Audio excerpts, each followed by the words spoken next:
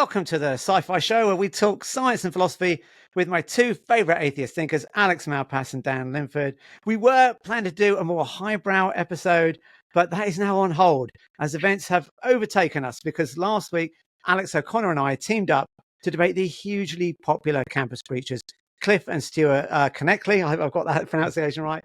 And it's been viewed hundreds of thousands of times, and Capturing Christianity has put a response video out, which even in less than a day has tens of thousands of views. So we're going to review Capturing Christianity's response, or at least some of it, and some of the material in the debate. But before we do, any initial thoughts, guys, on the Kenchtle? What do you think of these guys? Go on then, Dan. Well, this is the first time that I haven't seen much of their content before, so I'm really only basing this on what I saw in the debate that you did. But I try to be charitable with the people that we talk about, but I was really disappointed with their performance in this debate. In part because one of my frustrations is that I can't think of a single argument that you or Alex gave and that they actually appear to have understood. Not a single one. And so that's mystifying. I thought that both you and Alex were in many places very clear. And even if there were, I'm not sure if there were places where you could have been more clear, but even if there were, then it seems like it wasn't just restricted to like a few small pieces. They didn't seem to understand any of the arguments or the way in which the points raised supported the conclusions that were drawn. And so they didn't offer objections that tried to rebut your premises in a way that demonstrated that they understood the way that those premises connected with the conclusions that were being made. Right, Alex, what are your thoughts on these guys? Yeah, obviously I agree with that. They are street preachers, not philosophers. It's hard to define what philosopher means, really, especially if you're trying to be a philosopher at the same time. It's hard to define anything. But are they philosophers? I think it's a good case to be made that they're not. On the other hand, they do talk about philosophical and theological topics on the regs. That's what they do for a living, presumably, is this apologetic stuff. So they're obviously not thinking about premises and conclusions and inferences in that sense. They're engaging at the level of rhetoric, which is not like an ineffective strategy with a lot of people. Engaging with them like that's how you win elections, after all. So when talking facts, you may as well just tell a story and let people buy into it. So they are operating at that level. It's a bit sort of maybe charitably that in the contexts in which they engage with people most of the time, which is like college campuses, then the people they're talking to also aren't making arguments with well-defined inference rules and stuff going on. So I guess, having said that, I did think it was quite hard to follow a lot of what they said because my personal preference for a way that the discussion like this would work would be quite careful. I say this, you critique that carefully, I respond to your critique carefully, we move forward slowly and pick through the details.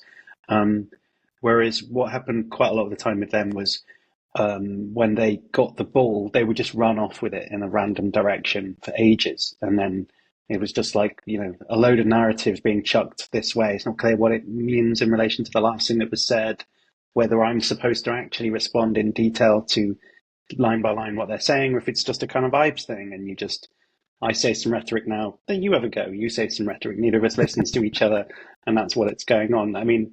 So yeah, I don't know. It was all a bit strange. It was mismatched, of course. Yeah. That's the main thing. They did seem sort of inequipped to handle what was happening. Right, I thought so. Yeah. Thanks for saying that. Well, a bit of background, if you didn't watch the debate, both Alex O'Connor and I raised the problem of animal suffering. And, that's kind of what Capturing Christianity spent a lot of time replying to. So let's have a look at what Cameron Bertuzzi from Capturing Christianity had to say. Yo. In this video, we are reviewing the recent debate that took place between Alex O'Connor and Stuart and Cliffe Knechtle. Okay, I'll just pause it there. Now, they've it's a bit like a Stalinist thing where they've wipe someone out of history. There's a guy in a picture and they've sort of erased him. I wasn't at this debate. It was a 2-on-2 debate, and they've kind of like glossed over the fact that I was there and said things. But that's going to be relevant in the very next bit. So we'll see. There's a 2014. So I just say that what Cameron's about to say is referring to a reply to the problem of animal suffering. 2014 book on animal suffering from Trent Doherty.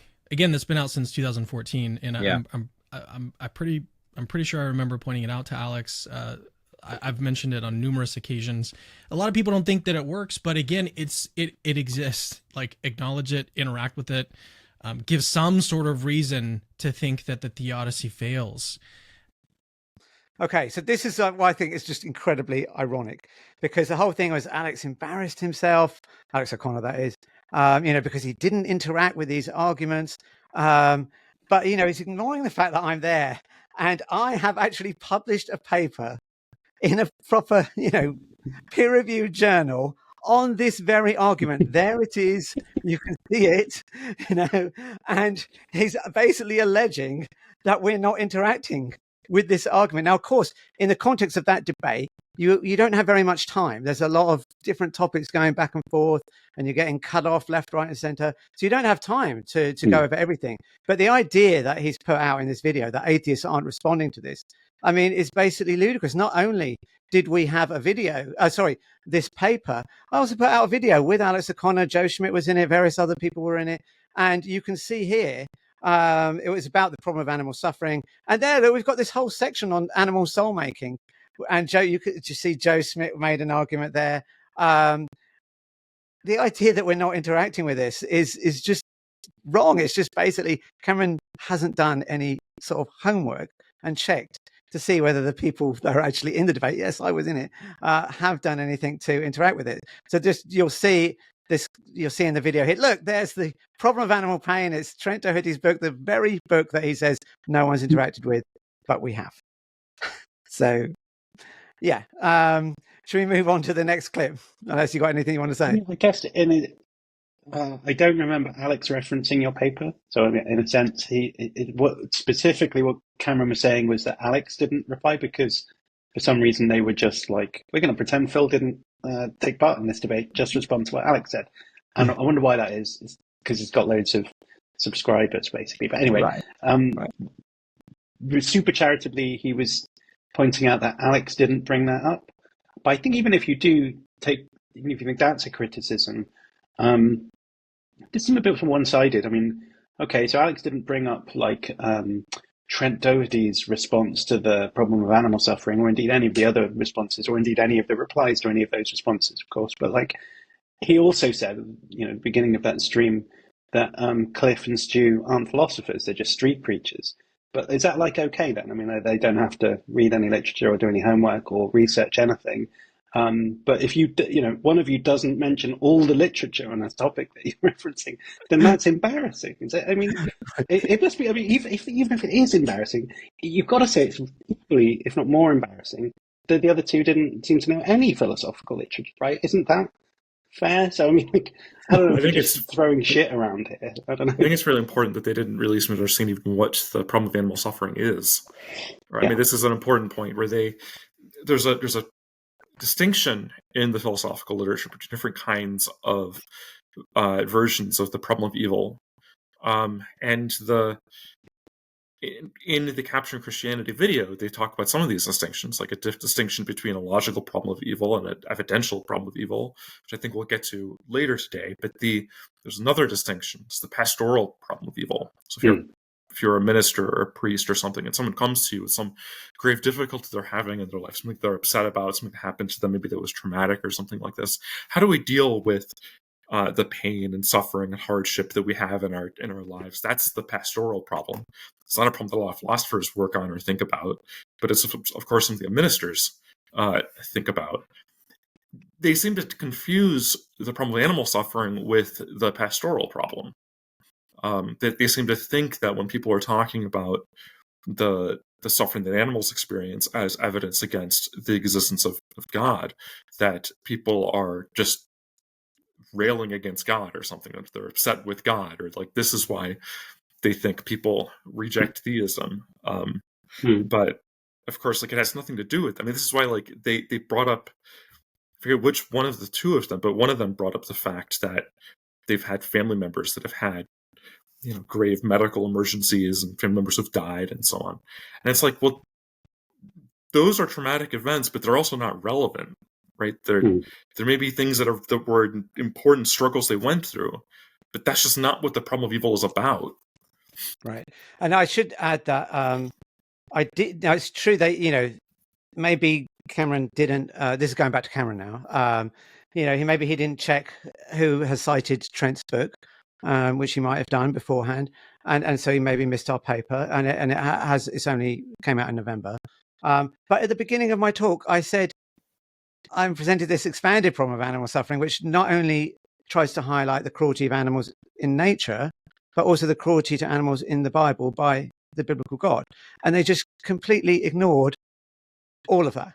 Like, as if and Alex, now, if they're saying, well, we're going to ignore Phil, we're going to cut him out, we'll just focus on Alex, which is kind of what they did. Alex also made this argument, right? He also raised, the killing of the Amalekites, where they are told to kill the animals, and then Saul doesn't kill all the animals, and God is upset. And they didn't, so Alex is also making this expanded problem of animal suffering as well. So, and they just, Cameron and friends just totally ignored it. But let's move on to the next clip from Cameron, see how we go. Free will can work as a theodicy if one argues that animal suffering is a result of free, non-human agents like demons or Elohim.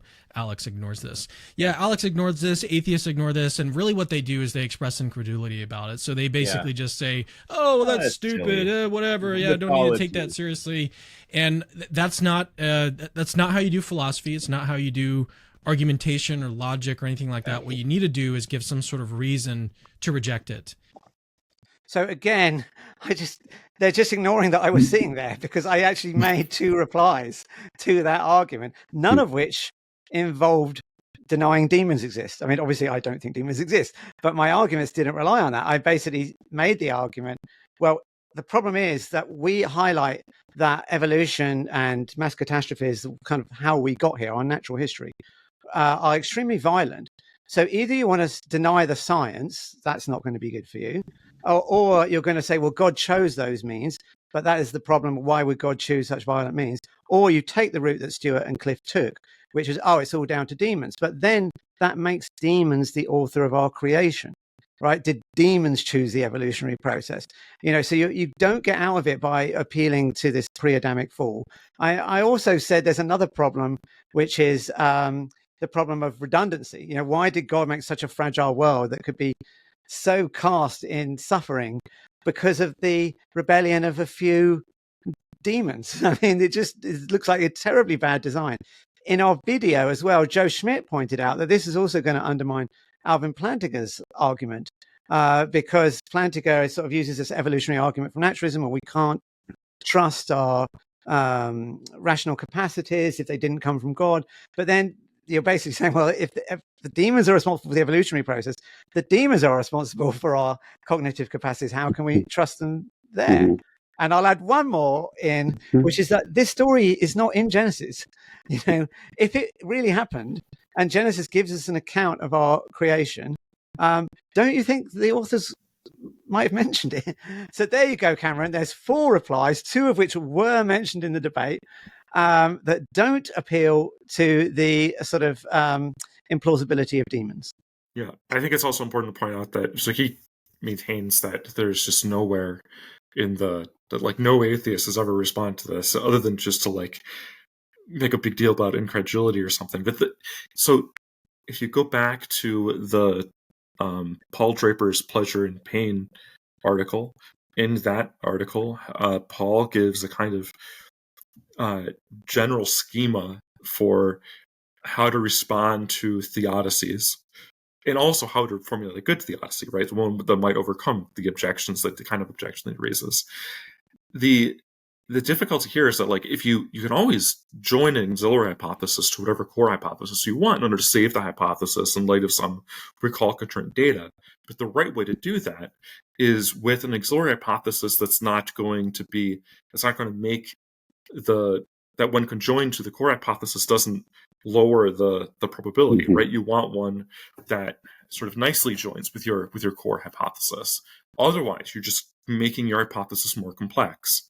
Right? People talk about adding epicycles to a hypothesis, making the hypothesis more complicated than it needs to be, because you have some alternative hypothesis that more simply explains the same data. And postulating demons in order to explain the widespread suffering found in the animal world, even if it succeeds as an explanation, makes the hypothesis very complicated in ways that it didn't have to be, right? Because on a naturalistic explanation of animal suffering, we don't have that added bit. We don't have to like postulate all this huge number of other supernatural creatures that we otherwise, as far as I can tell, have no empirical evidence for. I guess maybe Cameron thinks that we do have independent evidence for them because he often puts up videos about exorcists and demons and whatever else. But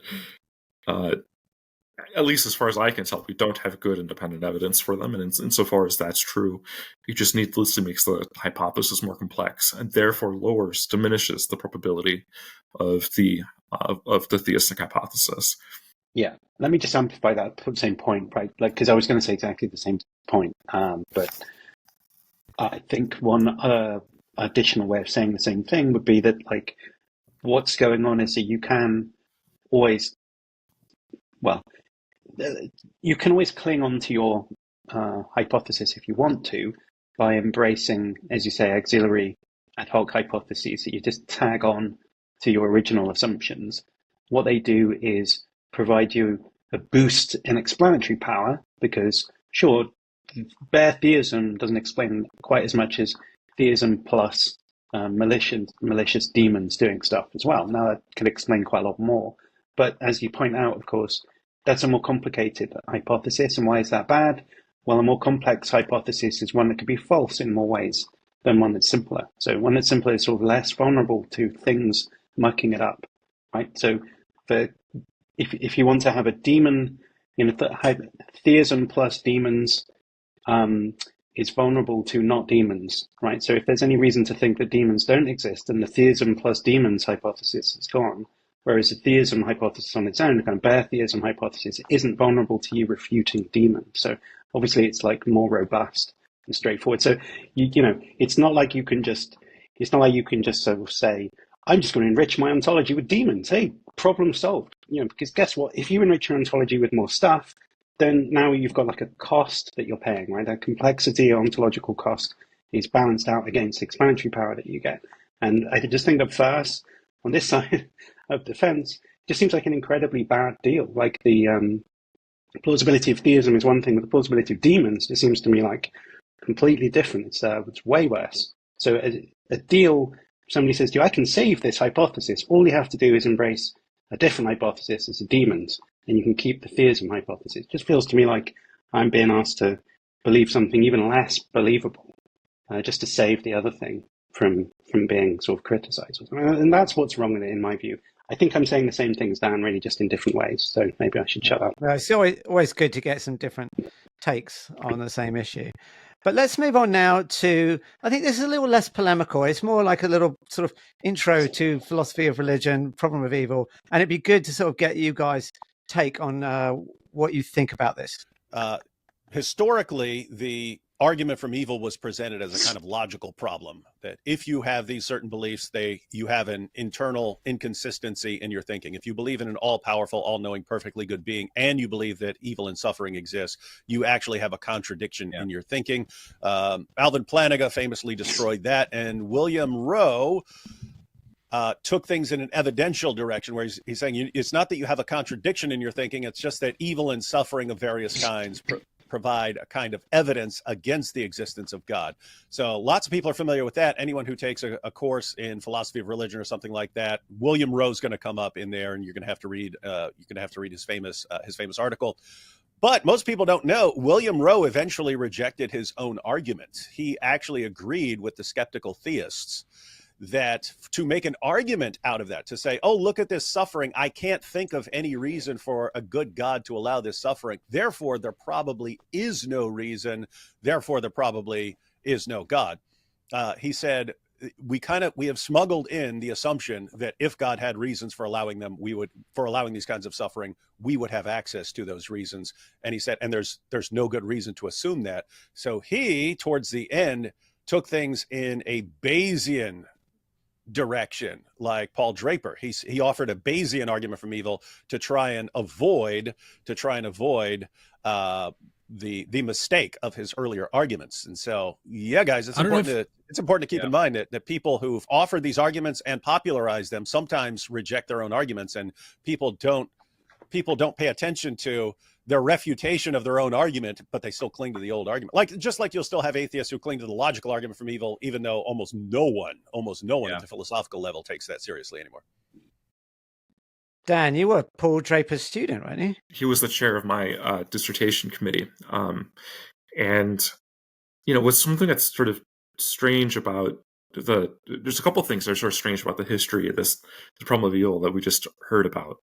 One of them, and maybe he just, said this because he was trying to simplify things, but he said that the argument has historically been given as this logical problem and then was in the 20th century given as this evidential problem. Well, people had been given evidential versions of the problem well before the 20th century. So, for instance, David Hume could be construed as giving a version of the evidential problem.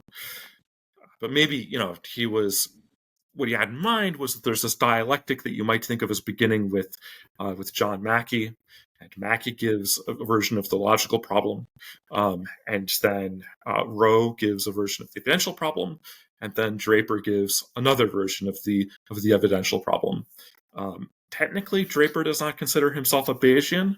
This is something that's not obvious to a lot of people, because Paul says a lot of things that are the kinds of things that Bayesians say, and like Bayesians, Paul thinks that we should that our credences, something like our degree of belief, not quite our degree of belief, but something like it, is measured in terms of the probability calculus. So your credence in a proposition is given by the probability that you allot to the propositions being true. Now, the reason that Paul isn't quite a Bayesian is because Bayesians think that the way that you update your credences is in virtue of Bayes' rule, which is distinct from Bayes' theorem. Right? So Bayes' theorem gives us this formula in the probability calculus that relates some probabilities to each other. It looks like it can be construed as what it's doing is it's relating the evidence for a hypothesis to the probability of the hypothesis. And what Bayesians do is they then take that formula and they elevate it to the level of a rule for an update procedure, that as you gather more evidence, you update your beliefs in virtue of this formula. That's the place where Paul has some disagreement with Bayesians. But in any case, he is very close to being a Bayesian, and it's right that he formulates his version of the evidential problem of evil in terms of probabilities, as do most people who are now giving the evidential version of the problem. In any case, there's one other way in which the presentation you're given was sort of strange, which was that, yeah, it's true that there's this dialectic that evolved and eventually came to many people favoring Paul's version of the evidential problem. But I don't recall either you or Alex saying in the debate that we should favor Rowe's version of the argument. And if you didn't, then I don't see why they appear to saddle with you having done so, right? So they say, oh, Rowe himself rejects this argument for these various reasons. Maybe that's the case, but why is that relevant? If there's another version of the argument available that cannot be given up for the reasons why Rowe gave up his version of the argument, then it seems like the person that's giving a version of the evidential problem of evil is still on firm ground. They just need to formulate it in the way that Paul did instead of the way that Rowe did. Yeah, I should add that the way we formulated it in our paper, which I did mention in the debate, was more abductive. It was more, here are 5 problems. Like, the problem of time-wise have been hundreds of millions of years of animal suffering before the supposed fall. Why is the engine mark creation so violent? Why is there so much cruelty to animals in the Bible? Blah, blah, blah, blah, blah. And what's the best explanation for this? Well, God is a fictitious character. That's the best explanation. So it's not either of these methods. But Alex, anything you want to say on this issue of logical? Oh, and one other thing. I mean, so just to clarify, my understanding, tell me if I've got this wrong, is that the evidential problem of evil is like thousands of years old. The logical problem was put out by Mackey in the 20th century, right? Is that right or wrong? Well, Can you elaborate? I mean, I would have thought the logical problem sounds more like what you find in Epicurus, right? So that seems to be the classical version of the logical problem. So there is. What's the classical version of the epistemic So as a problem, point or of empirical problem? As a point of clarification, Epicurus himself never actually offers the argument that's attributed to him. Was it so Lucretius? Well, so Hume attributes an argument to Epicurus that eventually gets called the logical problem of evil. But then if you go back and look through what we have, it doesn't appear there. It looks so. Some people have argued that Hume may have gotten that from one of the church fathers who attributed an argument of that kind to. Anyway, the argument does appear to go back to antiquity. The logical version of the argument. logical It seems like version it's supposed to be just premises that entail that God doesn't exist. It's not about probabilities or whatever. I wonder if there is an older version, or a comparably old version that uses probabilities, just because I'm not quite so sure that there really are arguments from antiquity that really use probabilities in that way, right? I mean, probability theory is quite relatively new, isn't it? Probability theory comes about in basically the 18th century. So I think one of the reasons why Hume is thinking in that way is precisely because people were thinking about those kinds of issues in his own time. Now, Hume didn't know about Bayes' theorem. He was a contemporary of Thomas Bayes, but there's some evidence that Hume didn't actually know those kinds of technical details. Some people have argued that Hume's arguments are in fact not consistent with some of the arguments that Hume gives are not consistent with probability theory, strictly speaking. Just to double check one thing, because I keep hearing it from theists, and I just want, and I'm happy to think they're right. I have no reason to think they're wrong, and that everyone has abandoned the logical problem. Is that right? I mean, we don't rely on it, so it doesn't really matter to me. But I'm just curious: is it correct?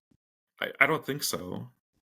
There are some people I've met who think that the logical problem succeeds. If I recall correctly, perhaps I don't. Maybe Alex knows this, but I think Graham Oppie thinks that some version of the logical problem succeeds.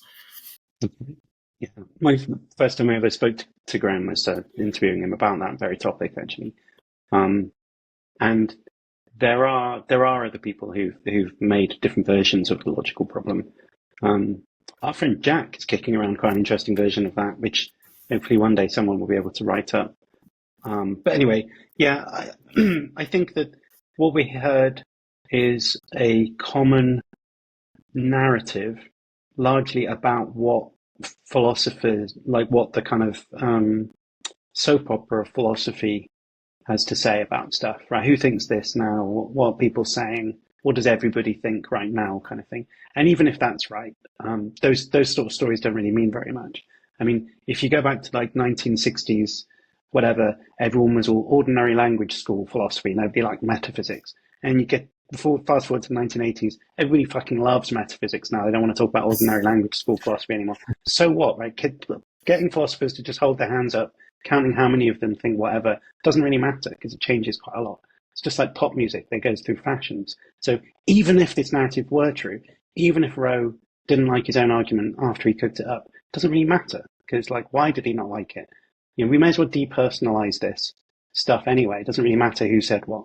Point is, what are the arguments? What are the arguments and how good are they and what sorts of responses might somebody say? It doesn't matter if somebody said an argument one day and then took it back the next day. It doesn't mean that argument's now been refuted. So I thought a lot of that was just, yeah, okay, fine. It illustrates stuff for an audience if they're coming to it for the first time, but it doesn't really hold any actual value in terms of like establishing anything of any relevance, right?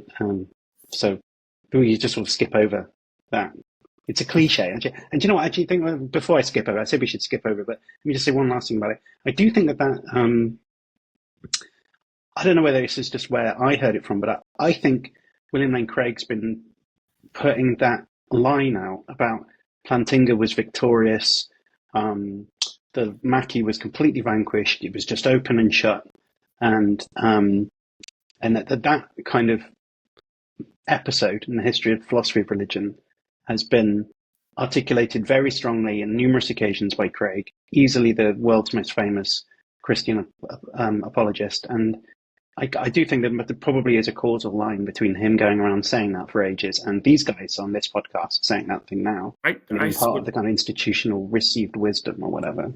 So I suspect that another possible, if it doesn't come from Craig, that another possible hypothesis is that it's because of the way we set up our intro courses. So it's a very nice narrative that first you can give students Maquis because it's a short little paper that is easily digested by undergrads, and then you give them, it doesn't work because we have because of Plantinga's reasons, and then you can hit them with Rowe's article because that's another nice little article that's great for undergrads, and then you can follow that up with Draper's article if you are prepared to give your students that much mathematics, and that creates this nice little narrative, this easy to tell story that is really engaging, and it doesn't but it leaves out a whole bunch of other players in philosophy of religion and the conclusions that they've come to, which might not be part of the standard narrative. All right, let's move on to the next clip about what we should expect. I mean, I'm calling him sad. It's almost worse than that. But like a lot of atheists will say, "Oh, well, evil and suffering is expected. What I would expect if atheism were true," and it triggers me to no end. I would expect nothing if atheism were true. That's what I would. It triggers me to no end when atheists make this claim. It just what? Where is this prediction coming from? Yeah. I don't. By the way, just so you know, and it's good that we're getting there because that's my ultimate problem. That is my ultimate problem with. I've got a good analogy for it actually too. With the problem of evil, like based on expectations and what they're thinking is, if you had a universe and if you had life and if evolution is the only game in town of how you got there, then that would involve suffering. So therefore, if you're actually like abstracting and just saying, okay, let's start off, no creator versus a creator. What are you expecting? Go. Like, okay, well, on one, I might expect something to be created. On the other one, I would expect nothing. Yeah. So right there. And then you say, okay, if you got a universe on either hypothesis, what would you expect? Go. Well, on the God hypothesis, I might expect a finely tuned universe because God would have reasons to, make living things. On the other side, I would expect, since it's vastly more probable to get a non-life permitting universe, I'd expect a non-life permitting universe if you got one at all. And so you just kind of go down the line and then, okay, would you expect life? Well, I would on the theistic hypothesis, or at least much more so than on the non-theistic hypothesis. You could kind of go down the road to life, to human consciousness, to our reasoning ability, to our moral sense. And so it becomes like insanely more probable. All the evidence favors theism over atheism. So when it's just, we had expected on our hypothesis, but not on yours. Like, have you seen what you need for your argument to even work over here? All right, Dan, what do we think? Well, should we expect nothing if there's no God, no universe at all? I don't know why we would expect that. I think there is something to be said here for if we have nothing in our background, if we consider nothing to be part of our background knowledge, and we're just thinking, what does bare theism predict, and what does bare atheism predict? Well, then, both of those are going to be really predictively impoverished. But in fact, that's not what we usually deal with, right? So when we ordinarily, the way that you do, the way you think about the relationship between probabilities and hypotheses is that you put a whole lot into your background knowledge. Now, sometimes, in order to see whether or not something you already knew was predicted by some hypothesis, you need to remove something from your background knowledge. But in the cases that are the least controversial, because it's going to be controversial how exactly you remove something from your background knowledge, or if you even can. But in cases that are the least controversial, you're predicting some novel outcome of an experiment, something that you can go out and now check before you've checked it.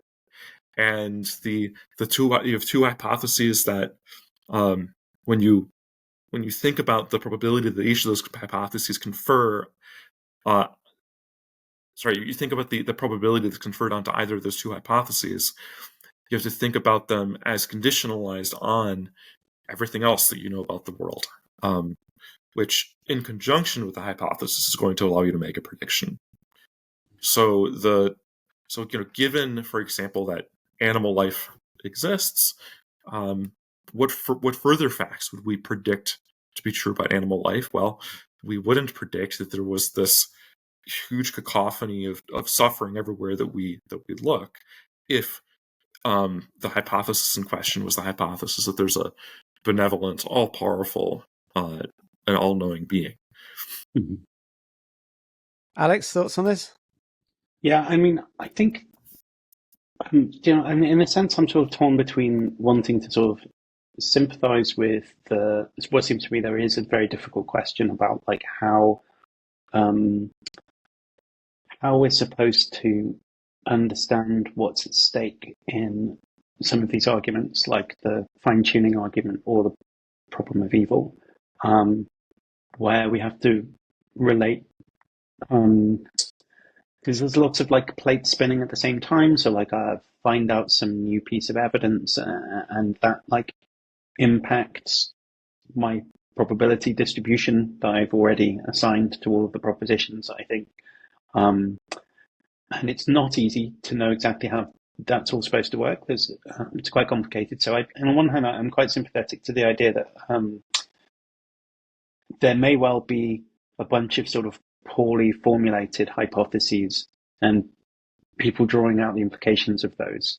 That can go wrong in all sorts of ways. It's only fair to be straightforward about that. Probability theory is not easy. But then, given that, and I think that can go wrong. Like I'm thinking about in terms of like, there's all this endless literature in the fine-tuning argument about, just to pick one tiny aspect of it, just to show how complicated this can be. We want to say something like, this universe is life permitting, right? And is that the thing that we're explaining when we talk about like the fine-tuning, and we're supposed to say, is it expected or unexpected that this universe would appear? Well, of course, if this exact universe is unexpected on both hypotheses, because it's very delicate, it's billions, trillions of different universes it could have been. This one, it's very difficult to say that this exact one is the one that was expected, even on theism. What you mean is something like a kind of type of universe, blah, blah, blah. It can all get very like kind of nitpicky and into the weeds. Anyway, enough of a caveat. I think it's just a straightforward point, is just, look, you have to compare apples with apples, and let's not just pretend that either person, are we really comparing kind of bare theism with, like, let's say, bare naturalism? If we're going to do that, then you can't help yourself to stuff like demons or resurrections or anything like that when you're trying to explain anything else, because just bare theism doesn't have the resources for anything else. If you want naturalism to be just bare naturalism that doesn't allow, it's not allowed to appeal to the theory of evolution or anything like that, fine, let's compare apples with apples. And then, as Dan said, the very first thing he said was that two hypotheses are impoverished in terms of their predictive power, right? Neither of them really predicts anything. Completely bare theism, there's just some all-powerful creator. Well, anything could still be on the table then in that case, right? And if you just say, well, there isn't an all-powerful creator, it's just not that. Still, everything's on the table. Who knows what we should expect at that point, right? And when you start packing into the hypothesis, well, he's good, and he's triune, and he sent his son, blah, blah, blah. Now, all those extra details, precisely because they're sort of shrinking the probability space, are thereby making predictions, because it's now saying these things are the things that are more likely than those things that we've gotten rid of or whatever. So we can do that if you want to. If you want to have a comparable hypothesis, just allow the naturalist an equivalent number of assumptions so that they are allowed to limit the probability space to the same extent as you. If your hypothesis is better, it should still be better. It's just, you can't say, let's compare bare naturalism, where they're not allowed to supplement that with any additional hypotheses, with theism plus all of the additional soul-building hypotheses, the triune nature of Jesus, and whatever. now we're comparing one hypothesis vastly enriched with loads of explanatory power, massively more complex, against another hypothesis doesn't have any of those enrichments, not complex, but that doesn't really predict anything. And then you're complaining, well, this one doesn't really predict anything, this one does, right? Well, that's okay. You can make that point if you want, but you're really just saying this orange is more orange-like than this apple, which everyone would agree with. But like, let's look at two apples at the same time and figure out which one is the best one, instead of just saying this one isn't as orangey as the other one, right? So I think that's the sort of basic bitch way of explaining what's going on there. I should add that people should watch our episode with Neil Manson about the fine-tuning arguments, hidden assumptions, because there the argument is made that actually life-emitting constants are not necessarily expected under theism. Hans Halvorsen has another argument in our fine-tuning documentary. So if you go on the channel, look for fine-tuning physicists and philosophers respond, and there's another argument there that actually fine-tuning is not expected under theism. Obviously controversial, but it's not all one-sided, that is clearly an expectation.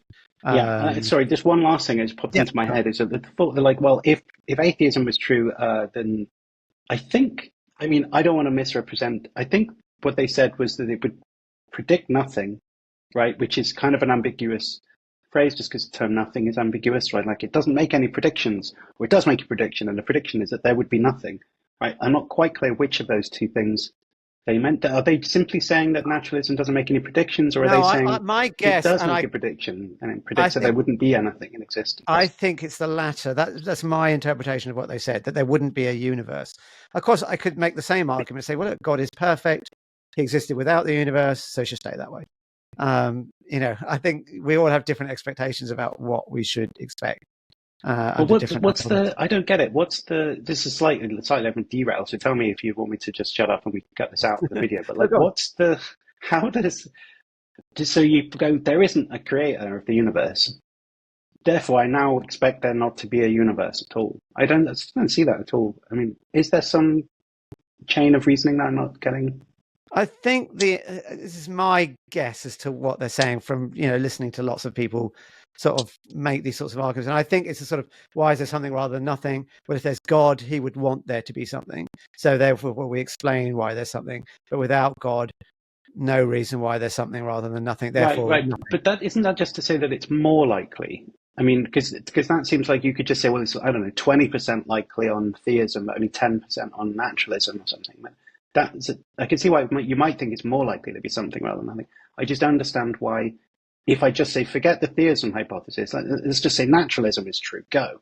Right? Why would you now just think, oh, well, there wouldn't be anything at all in existence? I mean, it has to be independently just related to the nature of naturalism. It can't be theism predicts something that more than naturalism does. I just don't see anything intrinsic about atheism that says, therefore, there would be nothing. Right? It's not like the atheist hypothesis has built within it some kind of exclusion of matter or there's nothing positive about atheism that says stuff wouldn't exist. It seems to me it's indifferent, if anything. I don't know, Dan, am I missing something? I probably am. Dan, you there? Okay, there we go. Sorry, I had trouble turning on my... can you hear me now? Yep, we can hear you. Yes, I just asked you a question at possibly the worst time for your internet connectivity. No, I heard the question. So the cool. Yeah, I think Phil is right that what they have in mind is that without a creator of the universe, there wouldn't be a universe. But of course, that's not. Mm-hmm. I mean, the atheist can turn right around and say, well, without a God creator, there wouldn't be a God. And of course, that's a naive argument to make, because the theist wants to say that God can exist without a creator. Well, so too the atheist wants to say that the universe can exist without a creator. So in this particular instance, it's not clear why. It's not just, we have just a symmetry on both sides. Yeah. All right, let's move on to the next clip. Is improbable. Right? What you're trying to do as an internal critique is you're going inside this person's worldview, inside this person's own beliefs, and pointing out two different things that they hold that are inconsistent with each other. Like, that's how internal critiques are supposed to work. But if they've got the resources to explain suffering, you don't really have a response. It's no longer an internal critique. It's going to turn into some sort of external critique. I hate this distinction, honestly. I just don't like it at all. But yeah, so if you're going to be using someone's own worldview and they point to something like, you've got this free will theodicy, the fall and stuff, and this cosmic warfare that's going on, and this explains why they're suffering in the world, you no longer have an inconsistent worldview. You might just think that the worldview is like improbable relative to like what you believe, but it's no longer an internal critique. It's something else. And I think, man, it gets worse than that because, okay, on the biblical worldview, animal suffering, like literally probability 100% probability. If you want to ask, like, how likely is it that animal suffering exists if Christianity is true? 100%. And then. So I found this a bit odd because, yet again, they've ignored the fact that we're appealing not just to the suffering of animals in nature, but also the cruelty of God of the Bible to animals. And so here's where I feel the internal critique is, because they claim in the Bible that God is good. So, for example, Psalm 145:9 says, "The Lord is good to all, and his tender mercies are all over his works." Mark 10:18, "No one is good but one, that is God." Now, of course, then we appeal, or then we reference, things like when God commands Joshua to hamstring the horses of his enemies. And you think that is a torture to the animals. That doesn't look like what a good God would command. When the slaughter of the Amalekites happens, even if you have the justification of, all the things that they come up with, why the animals? Why was God upset that not all the animals were killed? Why did he have to drown all the animals over 40 days and nights in the flood? So this is I feel, a completely legitimate version of an internal critique. And when they appeal to the things they appeal to, like free will or the demons causing disruption or whatever, none of that references the other side of the what we call the expanded problem of animal suffering, which is referencing all the cruelty of animals, cruelty to animals from the God of the Bible. What do you think, guys? Well, I think that the context in this was, so I think it seems to me that Cameron's nitpicking here in a way that doesn't really matter. I'm not really sure what his problem is with people using the phrase internal critique. Right? I just think he's making a mountain out of a molehill here, to be honest. But let's just refresh ourselves to the context. Stu and I'm blanking on his dad's name now. What's the other guy called? The older Cliffe. Yeah, they were both repeatedly doing this move of you going, "What about the problem of animal suffering?" And then they'd say, "Well, what on atheism? How's that even? How is there even evil or whatever?" It was this kind of Frank Turek move of like, you can't even say the problem because you're presupposing Christian ethics or something when you do that. And how, if you're an atheist, you blah blah blah. So what they were doing was so some kind of weird move, I guess, where it was just like, you're not allowed to talk about things being evil if you're an atheist. And the reply that I thought was going on that you and Alex were making was, don't worry about what we think. The point is, it's a problem for, it's a bunch of premises. God exists, God is good, evil exists, etc. Right? They have an internal tension. Doesn't matter what anybody believes. Right? It's not about an internal critique. It's just, here are these propositions, aren't they inconsistent? Well, don't they have a tension at the very least with each other? Right? Maybe they're inconsistent. But there's something's fishy with these premises, isn't it? And I think saying this is an internal critique is just like a quick way of saying, you're misunderstanding. Forget about what I think. Right? Just look at the premises. Aren't you supposed to show how they're not in tension with each other? And that's all that's going on. I mean, we don't need to get into the detail of like what internal critique means and whether, arguably, Cameron's confusing internal critique, or somebody somewhere is confusing internal critique, which probably is not an internal critique. Really, it's just an ad hominem, if anything. Right? It's like in that technical sense where it's like, you believe some propositions that are inconsistent with each other, so you therefore have a kind of intellectual duty to resolve that, right? That's why we call it an ad hominem. So you're saying, sort your own beliefs out, buddy. Right? Yeah, but we should just I just want to be really clear, because a lot of people will not know that other definition of ad hominem. Yeah, they will know it if they've watched our Kalam documentary or the reply video, but they might not know that there's the logical fallacy of ad hominem. You say something, you're stupid, so what you say is wrong. That's the logical fallacy of ad hominem. But there's a completely legitimate version of ad hominem, which is your beliefs are inconsistent.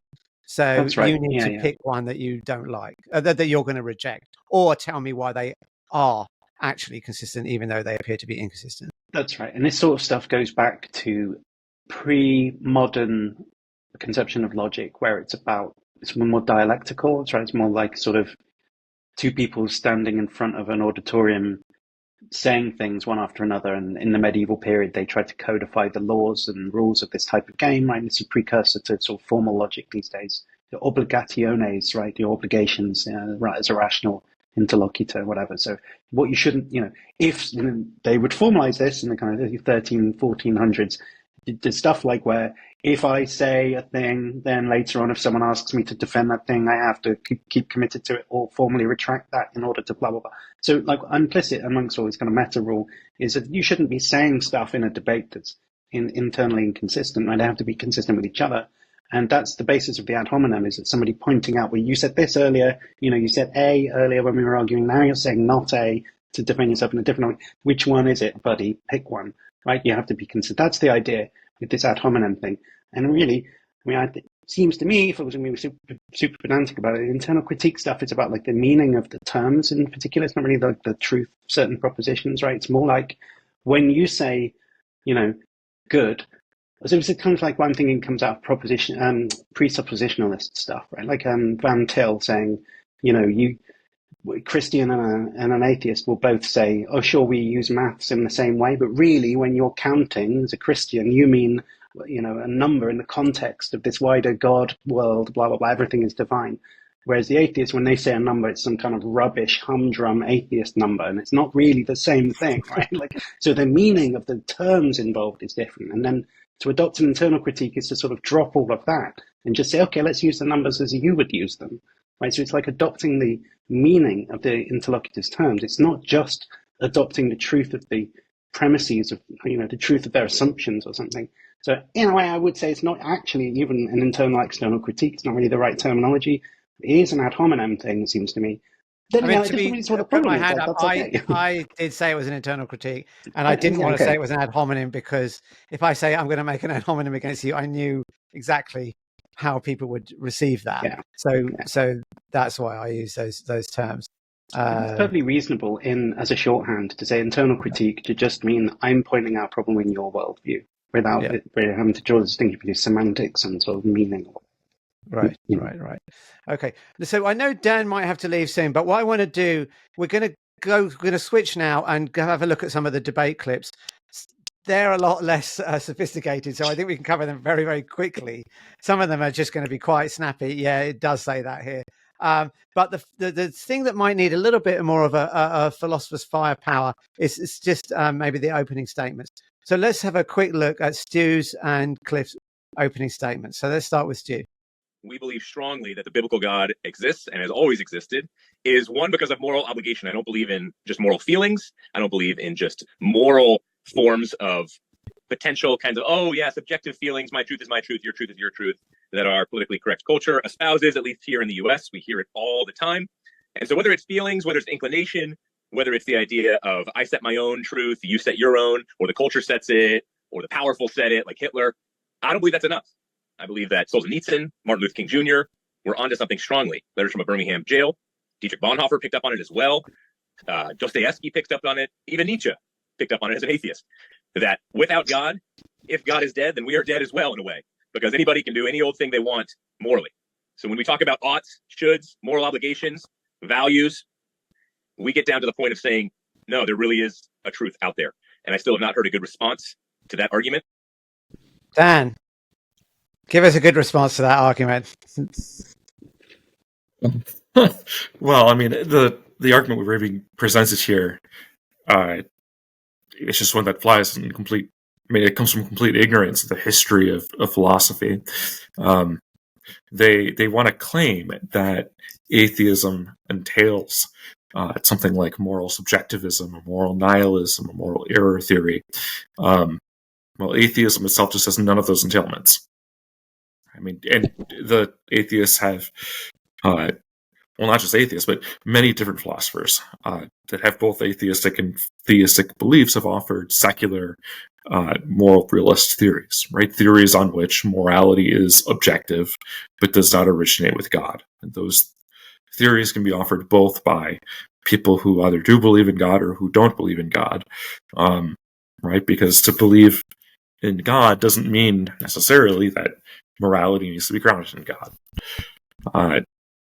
So it's just it's a very strange way of arguing. It's unfortunately a way of arguing that this kind of view that atheism has these kinds of entailments is common among street preachers and religious apologists and so on. But it's a completely ignorant argument that ignores what's happened for the last 2,500 years. It's also strange because earlier in this video on Capturing Christianity, we heard that atheism makes no predictions. Well, if atheism makes no predictions, then it doesn't predict that moral nihilism is true or that moral subjectivism is true. And it's strange for a third reason, which is that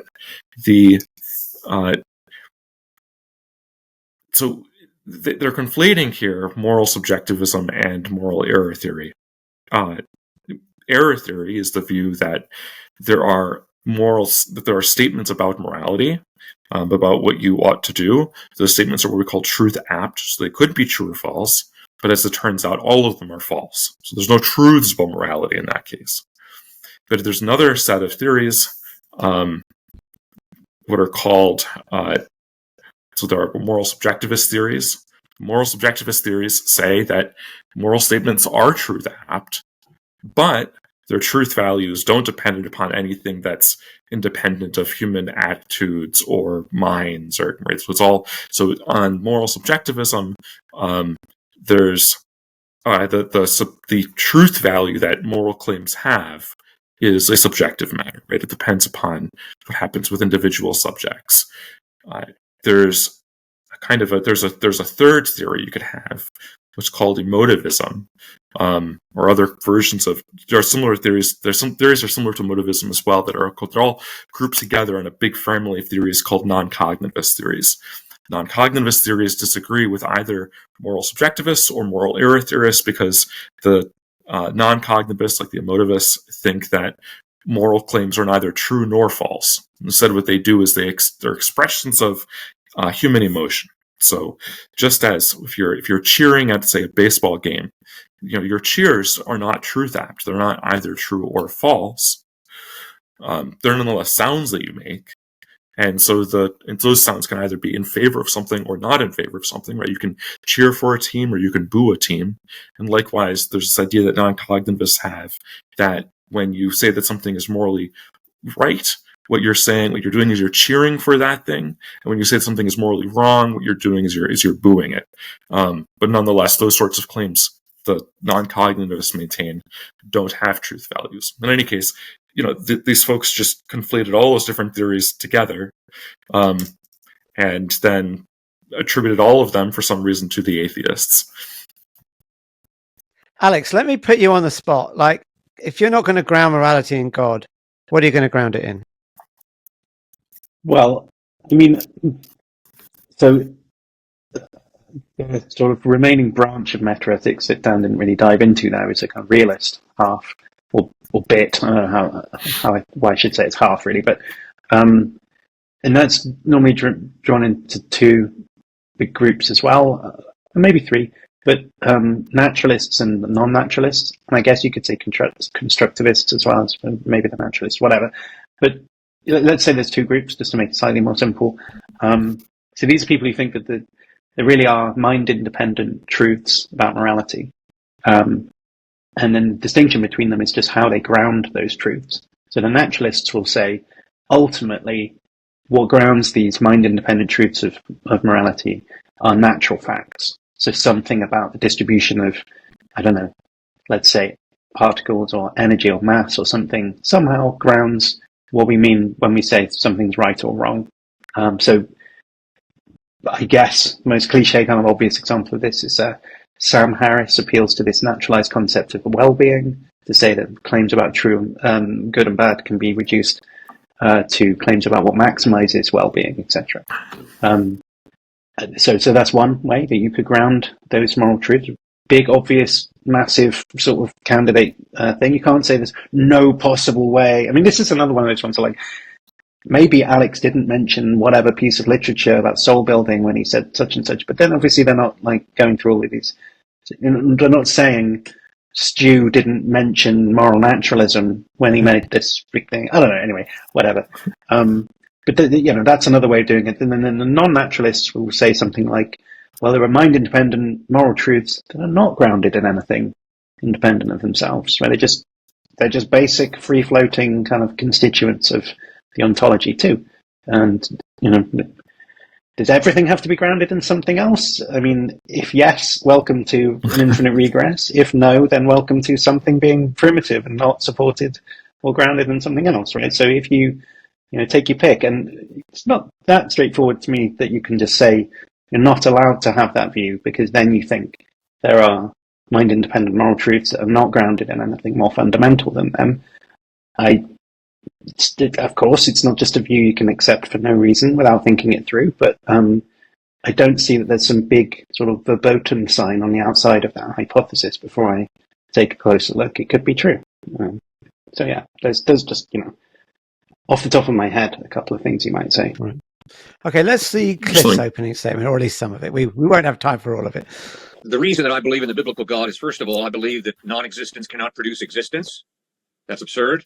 Secondly, I don't think it's possible for chaos to produce order. That's ridiculous. Thirdly, I don't believe that it's possible for the rational to be created by the non-rational. The rational points me to a rational creator. Next point is, I don't think that meaning comes from matter, or that love comes from matter, or that free will comes from matter. Matter is simply matter. And when I observe people, when I experience life, I'm convinced that there is more to reality, there's more to you, there's more to me than simply complex chemical reactions, than simply matter. Okay, Dan, nothing can produce nothing, chaos can't make order, the non-rational can't make the rational. I mean, this is just a long list of assertions, right? There's no actual argument here. Like, you may think that those assertions are true. You may think that there's good reasons to believe those assertions, and you may think that those assertions can help constitute a case for theism.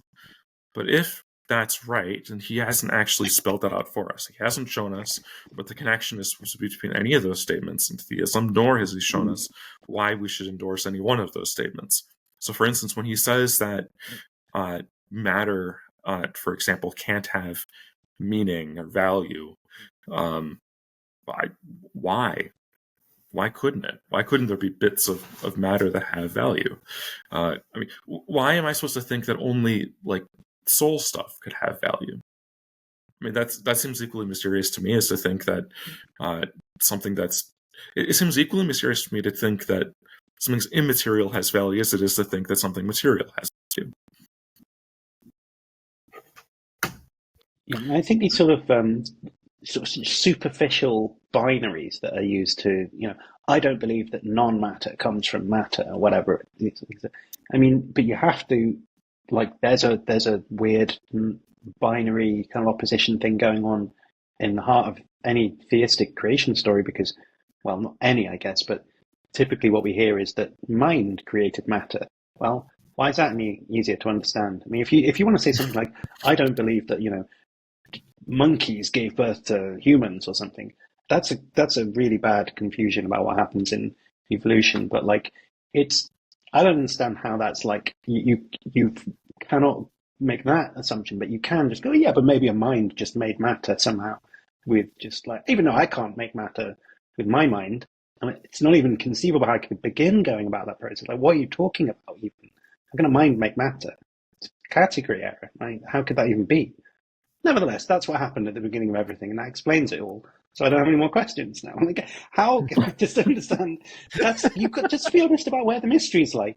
You can't just go around saying, oh, look, your worldview has something you can't explain. My worldview doesn't have anything like that, because it always just rebounds upon you. Nobody knows everything. Nobody's worldview explains everything. But, just chill. Like, everyone lives in a weird world where no one really understands anything about what's going on. We're all doing our best. Like, let's not pretend that our clan has some secret access to all of the answers, right? That's not true. for anybody, it seems to me. Let me just also say this before, whilst Dan's still here and we're doing comments on this a little bit, I do find Cliffe super unchill in a way that like makes it almost prohibitive about watching his contributions to this, or indeed any debate that he's in. Like, he's like a street apologist drill sergeant guy who's like, Jesus fucking loves you, maggot. Like, what? Why? How is that gonna? He's so unfriendly. I mean, he always feels like I'm being browbeaten by an angry, domineering. I guess maybe it's because I'm always seeing him with Cliffe, but I always see him as a sort of angry father figure that's pissed off with me for, like, I don't know, not knowing how to change a car tire or something. And he's like looking down on me and like, just surely as a salesman trying to win souls, lighten it up a bit, dude. Like, say a couple of jokes, smile, be happy or something. Like, anyway. I have to say, unfair character assassination, possibly. I was very surprised at how aggressive both of them were, but Cliffe in particular. I'd say both of them actually. Yeah, Alex O'Connor had them on his show, and it was much more chilled. And I have seen them be aggressive before. But I thought because they had a bit of a rapport with Alex and he'd spent time with them, that it would be a bit more chilled. But who knows? It certainly wasn't. It certainly wasn't. But let's. One thing I want to say though is that I do think there's one sort of element of science that they seem to just ignore, and that's the notion of emergence, and that you've got this like properties, like the classic case is the wetness of water.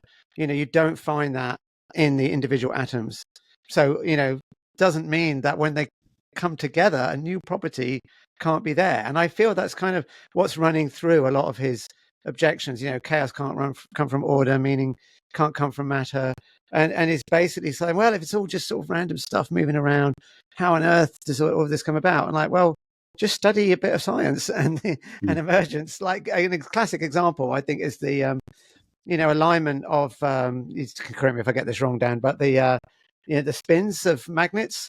That at high temperature, they're moving around randomly. When you cool them down, there are mechanisms that will force them to align, and you get something ordered.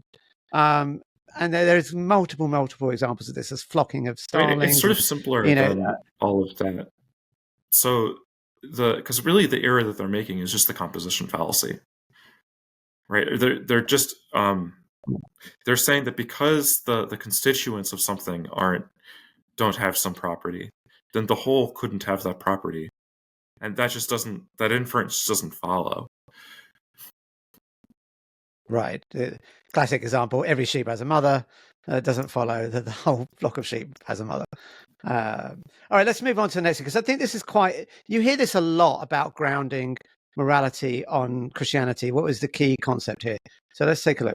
When you begin to grapple with, we all have a whiff of wretchedness in us, but we all have a whiff of glory in us. We're created in the image of God. The image of God is crucial. It's one of the most important ideas that the Bible communicates, that we all have intrinsic innate value and dignity, because we all are created to reflect the character, the goodness, the justice, the integrity, the compassion, the forgiveness, the love of the God who's been eternally existent and who's very real and very personal today. Okay, so you get this a lot. We ground morality because we're made in the image of God. And without that, you don't ground morality. I mean, what do we think about this concept of the Imago Dei, I think is the term used? Well, so I know there's this. Sorry, Dan, you go ahead. I didn't realize. Go on. Oh, yeah, sure. Okay, so I think it's entirely unclear to me how this view is supposed to work. Now, perhaps what Cliffe has in mind is that God has intrinsic value. Human beings are made in the image of God, and so human persons have intrinsic value. But I don't understand how that chain of reasoning is really supposed to work upon examination. So in virtue of what, for example, does God have intrinsic value? I think there's two options. Here's the first option. God could have intrinsic value because of the attributes that God has. That is, maybe God has intrinsic value-making attributes. Now, here's the second option. The second option is that God has intrinsic value as a brute fact about God, independent of whatever other attributes God has. I think neither of those two options work. So consider the first option, where God has intrinsic value because of the attributes that God has. That is, that God has intrinsic value-making attributes. If so, then in virtue of having been created in the image of God, humans may have some of the same attributes, though to a lesser degree, and that might explain why humans have intrinsic value. But in that case, it's the attributes that humans have that make human persons intrinsically valuable, and not God. Hence, even without God's existence, human persons, if they existed, would still have intrinsic value. We'll consider the second option, right? The second option was that it's a brute fact that God has intrinsic value, independent of whatever other attributes God could have. Now, in that case, on one hand, I don't see why it would follow from humans having been created in the image of God that humans have intrinsic value. After all, since God's intrinsic value doesn't follow from any of God's other attributes, it wouldn't be that humans have intrinsic value in virtue of resembling God. And on the other hand, atheists and agnostics could equally propose that it's a brute fact that humans have intrinsic value, regardless of whether God exists. So I don't really understand the move that Cliffe's supposed to be making here, or why Christian theists more generally find this kind of move convincing.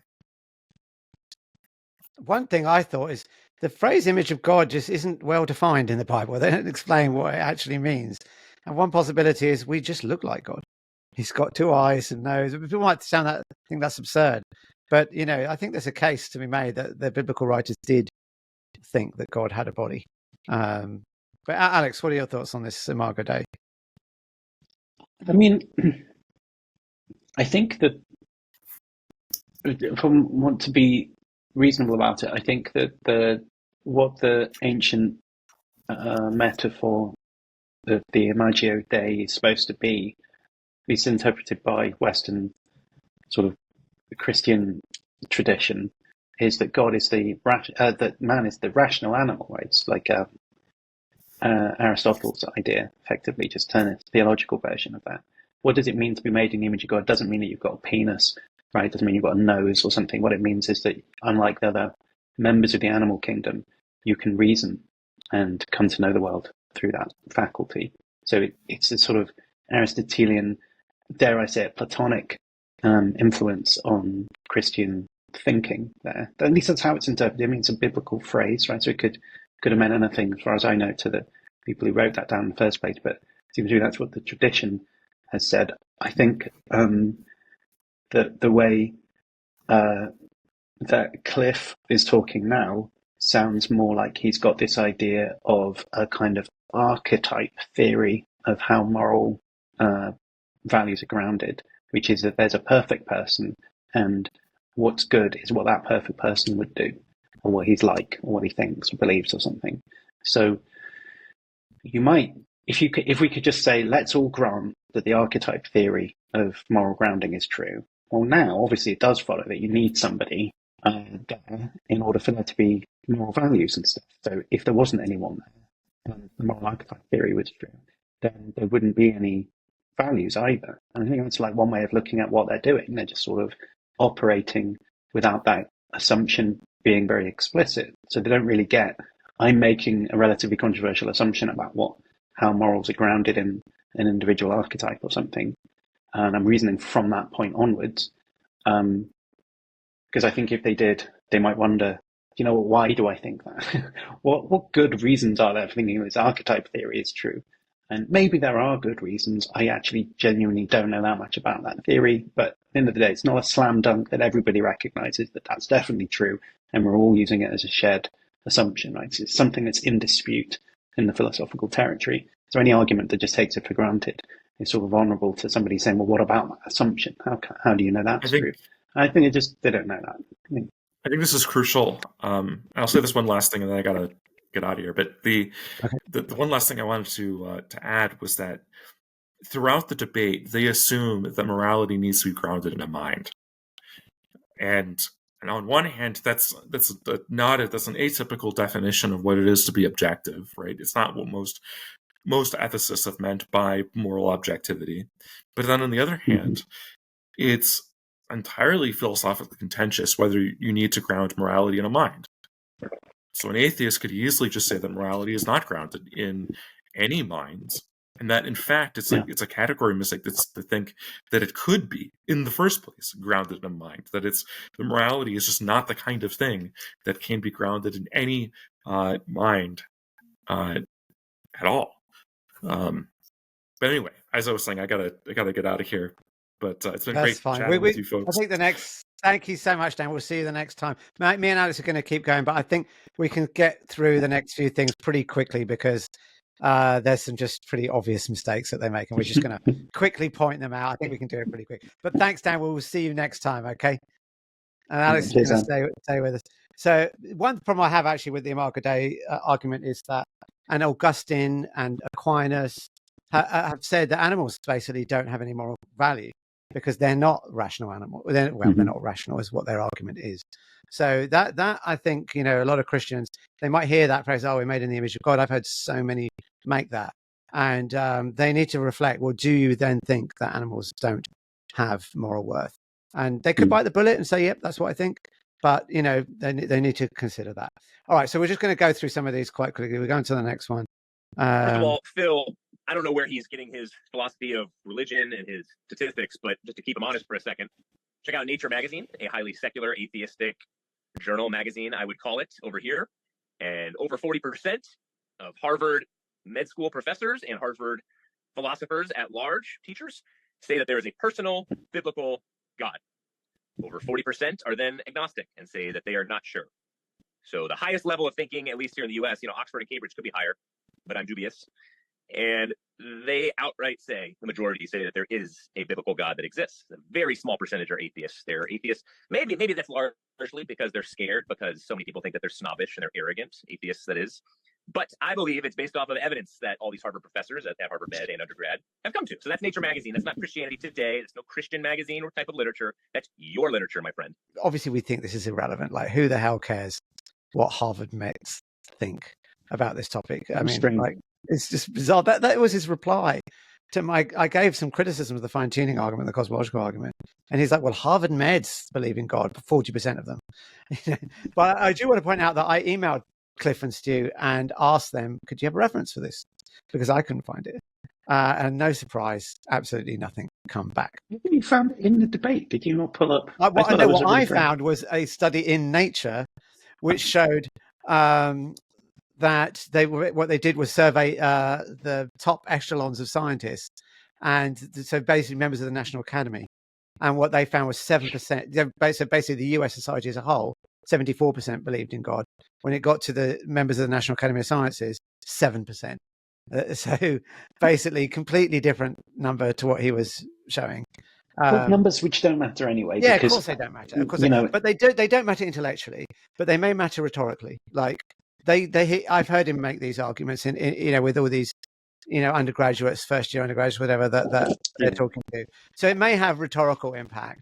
But obviously, intellectually, like, who the hell cares what these people think? But do they even think that? And also, but notice that what he didn't do is have a comparison class, like a baseline. So if we take the baseline as in the US, 74% believe in God, right? Then we compare it to the top intellectuals where it goes down to 40%.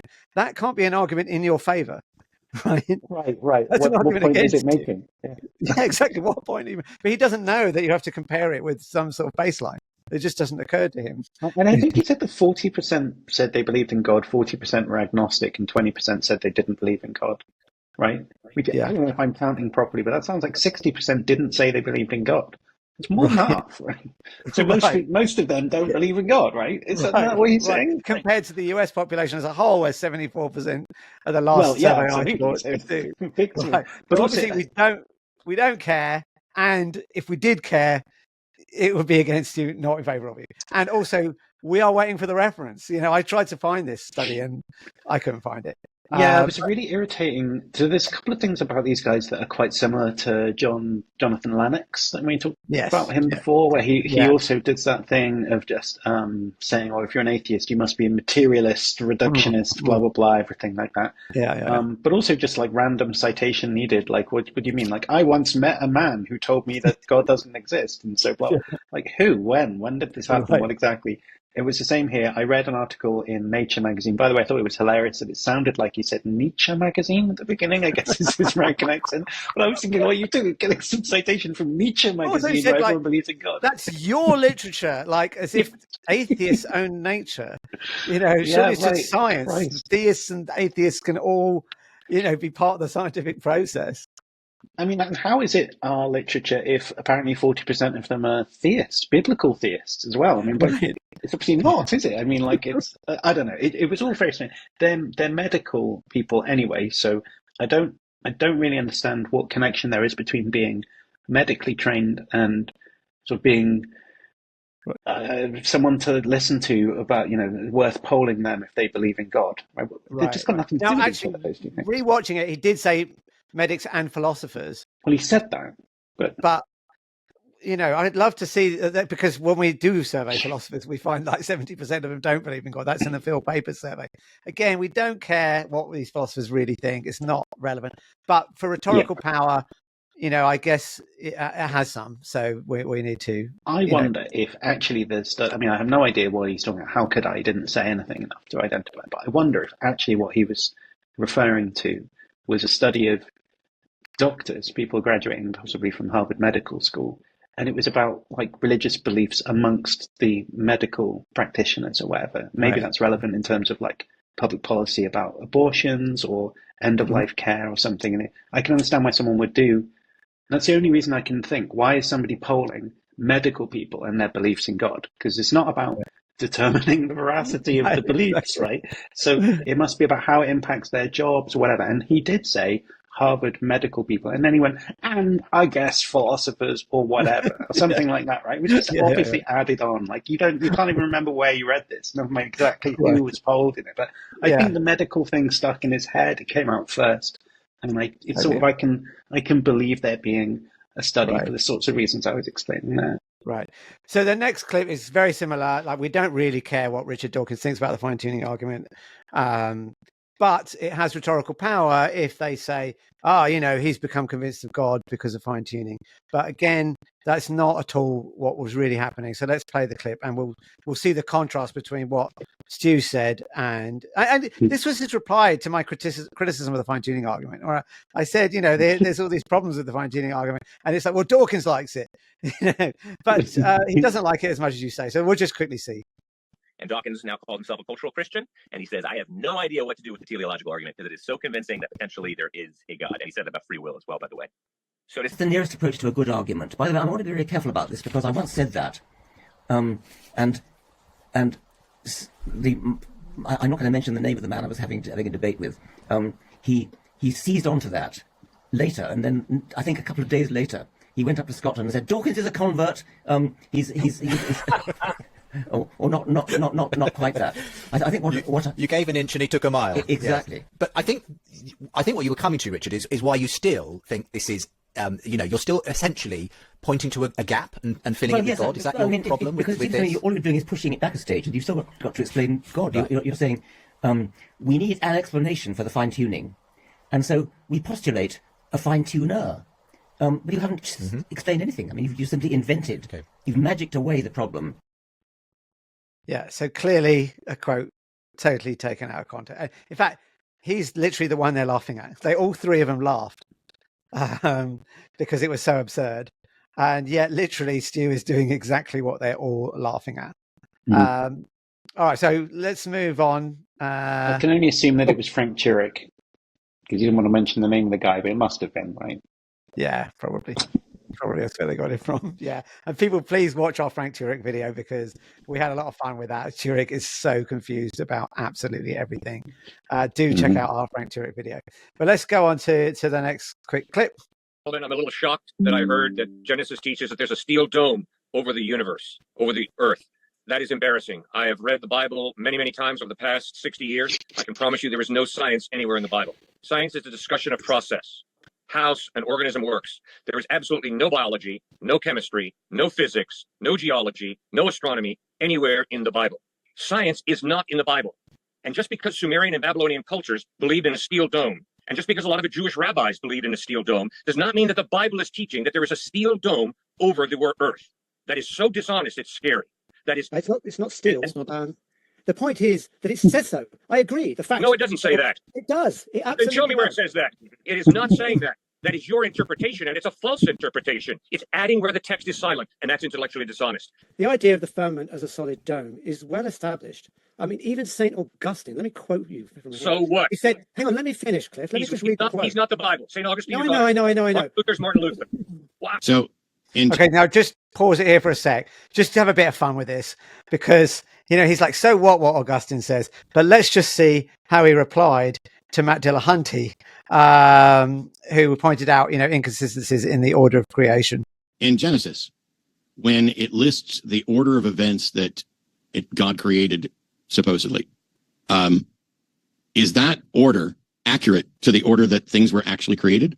Augustine answers your question back in the 400s. I'm not debating Augustine. He points out, I'm using it as an illustration, Matt, so listen hard. Augustine.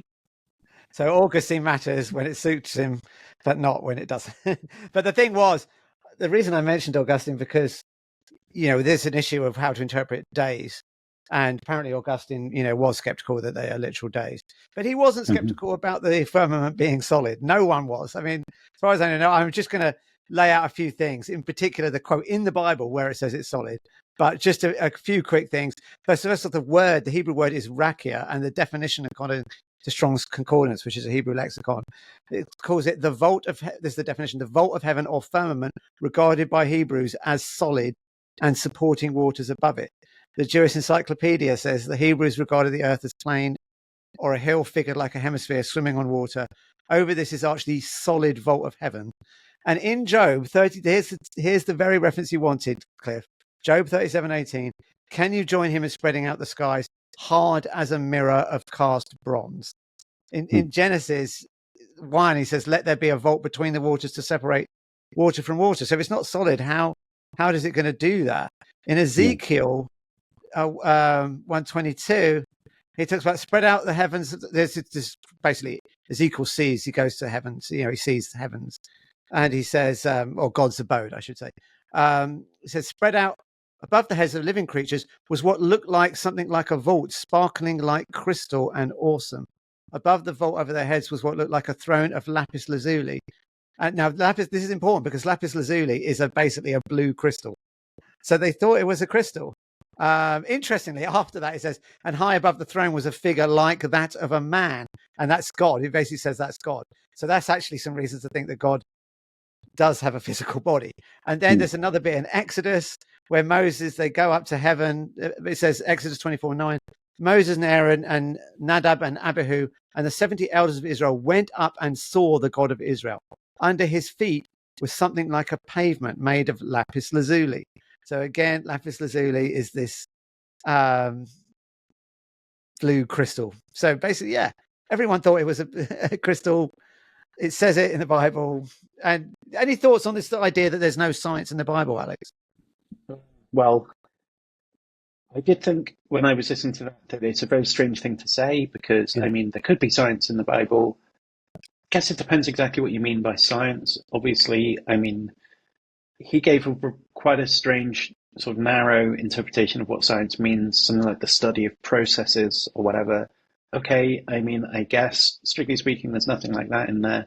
But then in that case, saying that the firmament is made of copper or whatever it is, bronze, that's not actually a statement of processes either. So it's not even clear that that is a statement of science. So it's just all irrelevant if science, according to a specific definition that he gives, doesn't appear in the Bible. If that doesn't actually classify the thing that you're talking about anyway, it's just irrelevant. So what? It doesn't talk about, like, you know, Pokemon in the Bible either. There's no, it's not a rebuttal to you saying that it says in the Bible that the firmament is made of bronze or whatever. But just two thoughts. I mean, one of them, like, it's not just that it says that in the Bible, but it's just that it's a reasonable hypothesis at that point, right? Like, look up at the sky. Some of it moves, like planets and stuff, clouds, the moon, whatnot, but everything else seems to move in relation to each other. It does look like one big solid thing that just revolves around. That's why they thought that. I mean, it wasn't stupid. It wasn't like completely made up. Aristotle's cosmology is widely known in the Middle East in that period of time, has it that it's literally an eternal fifth element with quintessence, right? It's just a big fixed dome that's revolving around the earth, because that's what it looked like, right? So it's not completely unreasonable that they would think that. It's not unsurprising that they would think that. They obviously did, right? Everybody thought that at the time. So it's just strange to deny that it's in there, because it would be weird if it wasn't there, right? But then the second thing, which I thought was quite funny, was like just a moment ago, you were being told that Nature magazine is your literature and you have to listen to it, but you're not allowed to talk about what St. Augustine's. That's your literature, dude. I mean, like, you pick us one of the options, and do we have to be saddled with each other's literature or not? Because you can't say that Augustine is, less Christian than the Harvard Medical School's beliefs about theology is more atheist, right? Like, it's not something we own if you don't own Augustine. So happy to not talk about Augustine, but then just drop all the Harvard Medical School shit as well, right? Play fair. Come on. That's a brilliant point. All right, let's go to the next prey one. upon people's emotional appreciation of animal life, and then to try and use a moral argument that therefore there is no God. That is absolutely ludicrous, because if there is no God, morality is relative. So what's wrong with animals dying? And obviously the Bible never says that animals suffer because of human sin. Never once does the Bible say that. Right. So we're not going to go back to what's wrong with that, the moral argument. We're not going to do that. So I just wanted to point out, he says Bible doesn't say that animals suffer because of human sin. Genesis 6:13, God tells the reason for the flood. I am going to put an end to all people, for the earth is filled with violence because of them. That is the reason for the flood, right? And all the animals, well, almost all the animals drown in the flood. It's like he hasn't put two and two together. Like, hello. The Canaanites, right? Why were the Canaanites? Why did they have to be destroyed? Because they're all super sinful, as we saw in the Craig episode about that. Apparently, they were all sleeping with their donkeys and stuff, and they were all sodomites and shit. So they had to be killed. So, but also the animals had to be killed. Obviously, because their owners were so sinful. It's obviously the case. Well, indeed, when these guys, Cliff and Stu, were on Alex O'Connor's show, he asked them, why the genocide, and he gave them reasons like, well, because the Canaanites were evil, they were given 400 years to repent, and they didn't. But hey, the animals were killed too. So clearly, then that was your reason for justifying this genocide, and clearly put two and two together, Cliff. Clearly, the animals were killed because of human sin. All right, let's move on to the next one. Yeah, sure. Alex said the Bible doesn't talk about animals in heaven. Well, clearly it states that the lion will lay down with the lamb in heaven.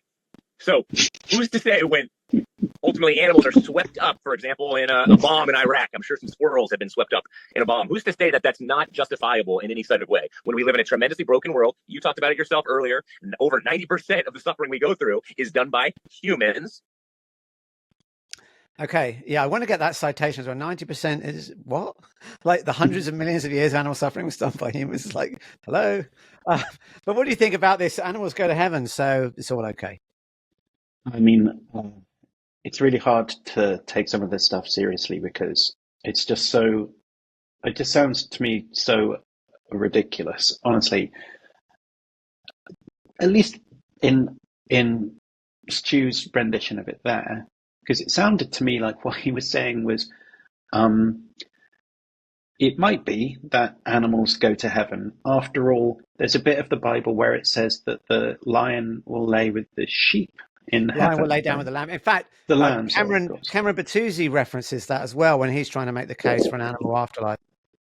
Yeah, I mean, this does sound like straw clutching to quite a large extent, because presumably the lamb, the sacrificial lamb, the image of the self-sacrificial kind of Christ figure or whatever. The lamb is a metaphor throughout the New Testament, right? And it's not hard to imagine, well, maybe I'm wrong about this, but it does seem to me that the lion is a very symbolic choice of creature. It's not like the dog will lay down with the cat or something, right? It's like, what's a lion? It's a predator. It's a sort of impulsive animal that kills things. And what's a lamb? It's like a helpless, kind of childlike, innocent creature.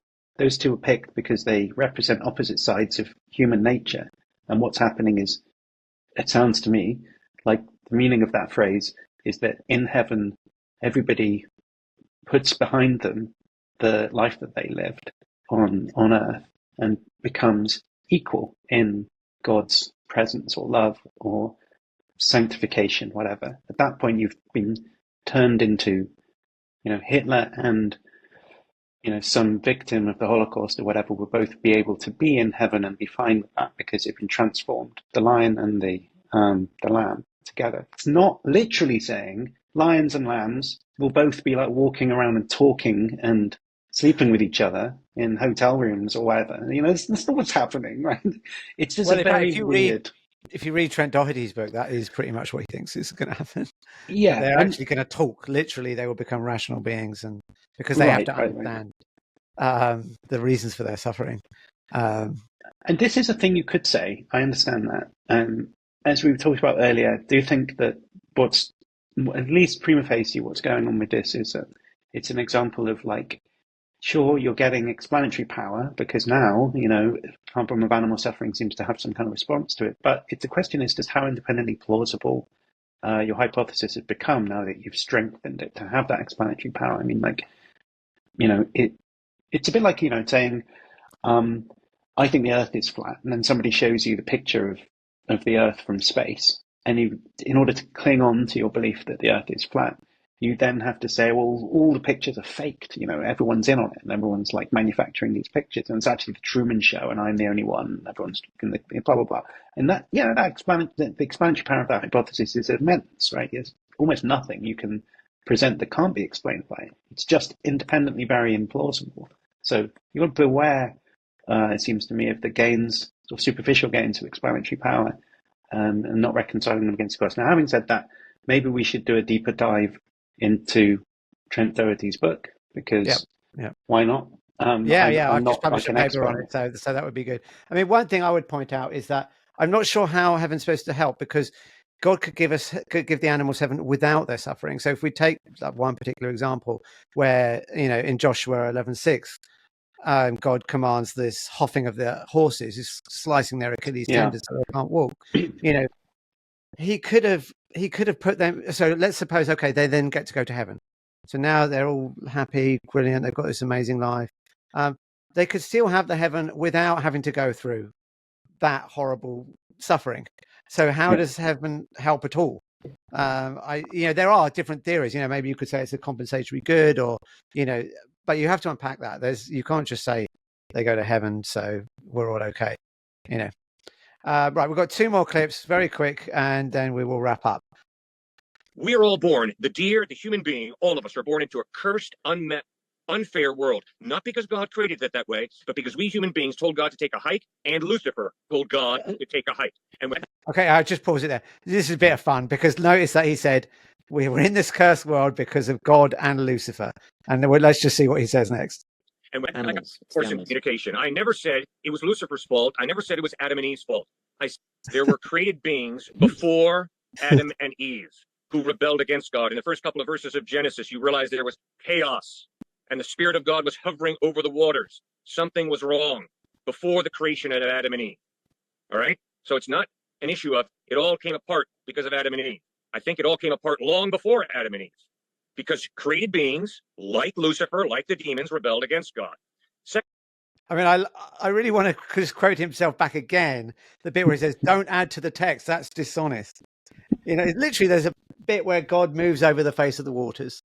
And from that, he's interpreting, that there's this terrible world with all these demons rebelling against him. Also, if God is so good, why are so many demons rebelling against him? Yeah, what's up with that? I don't get that.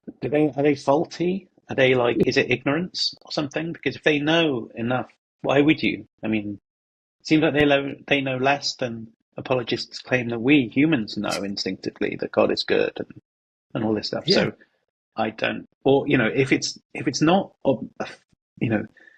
if there's some genuine ambiguity, right, that they're not clear whether God is good from their perspective, we should also feel our perspective surely not as good as original,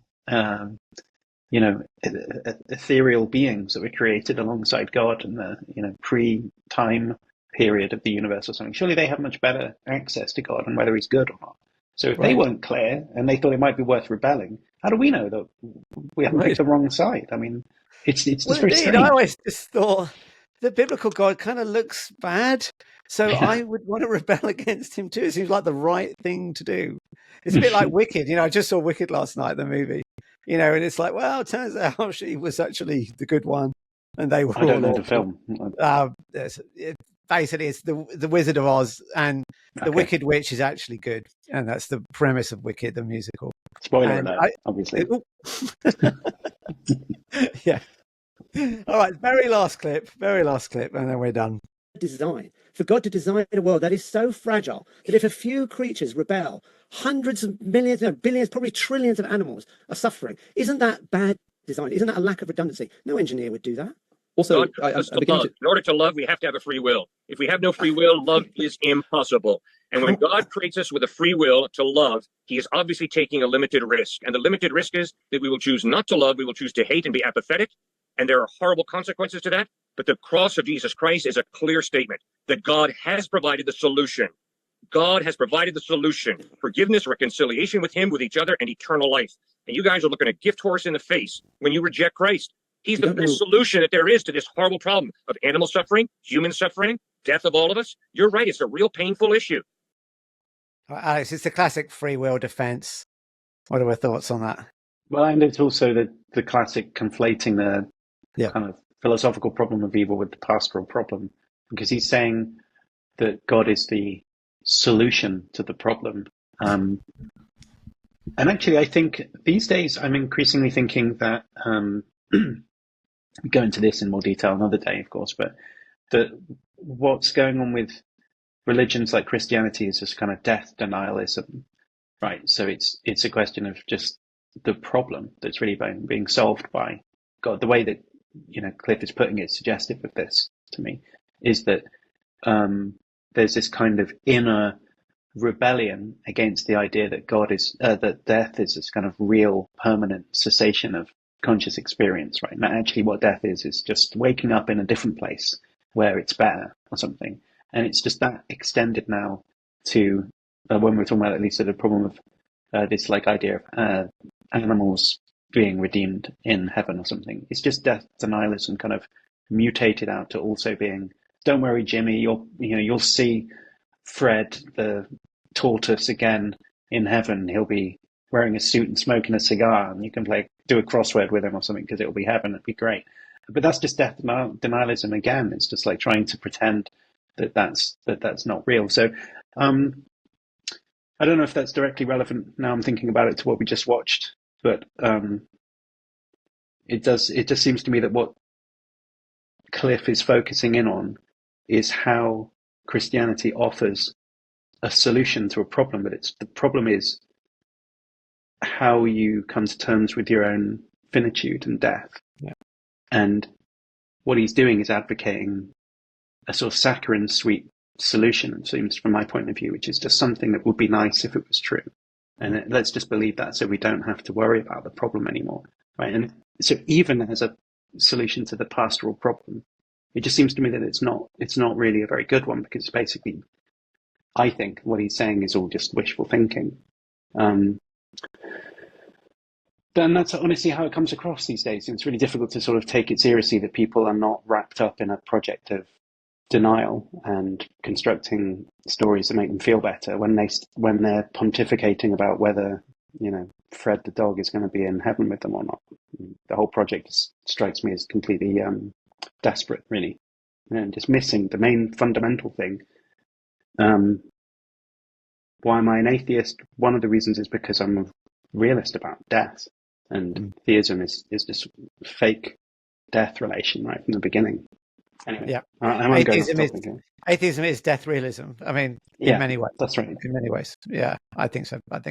Well, on that, we'll leave it there. One thing I do want to say is that Cameron has sort of challenged us to reply to his critique of Alex's animal suffering video, and I want to do that. So we didn't cover every sort of thing that he talked about. So I that is something to look out for on the channel. And we did want to do something a bit more scholarly. So hopefully we'll do that next time and we won't be overtaken by events like this. And if you have any comments or suggestions, please put them in the comments. Please give us a like. And we will see you next time on the Sci Fi Show. Stop.